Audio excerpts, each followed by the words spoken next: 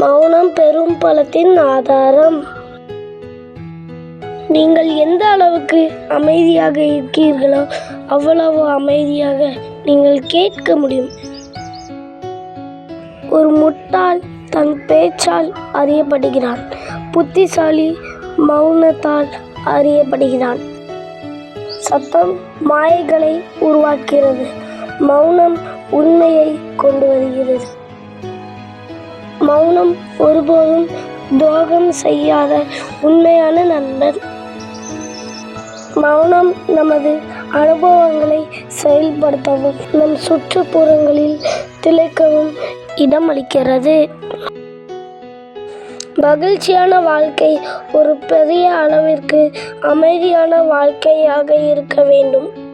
ஏனென்றால் அமைதியான சூழ்நிலையில் மட்டுமே உண்மையான மகிழ்ச்சி வாழ முடியும். நல்ல பதிலை நினைக்க முடியாத போது மௌனம் பொன்னானது. அமைதியான மனிதனின் உறுதியை குறைத்து மதிப்பிடாதீர்கள். நீங்கள் செய்த சேவைகளை பற்றி அமைதியாக இருங்கள், ஆனால் நீங்கள் பெற்ற உதவிகளை பற்றி பேசுங்கள். நீங்கள் மௌனத்தை கேட்டு அதிலிருந்து கற்றுக்கொள்ள முடியும். இது ஒரு தரம் மற்றும் ஒரு பரிமாணத்தை அதன் சொந்தமாக கொண்டுள்ளது. உங்கள் மௌனத்தை புரிந்து கொள்ளாதவர் உங்கள் வார்த்தைகளை புரிந்து கொள்ள மாட்டார். மௌனமாக கேளுங்கள், ஏனென்றால் உங்கள் இதயம் மற்ற விஷயங்களால் நிறைந்திருந்தால் கடவுளின் குரலை நீங்கள் கேட்க முடியாது. பிறப்பதற்கு முன் மௌனம், இறப்பிற்கு பிறகு அமைதி.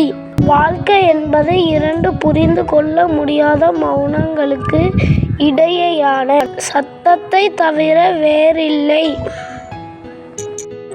மௌனம் என்பது உங்கள் ஈகோ வெறுக்கும், ஆனால் உங்கள் ஆன்மாவிற்கு தேவை. ஈகோ என்பது பொய்களை பற்றியது, மௌனம் உண்மையை பற்றியது.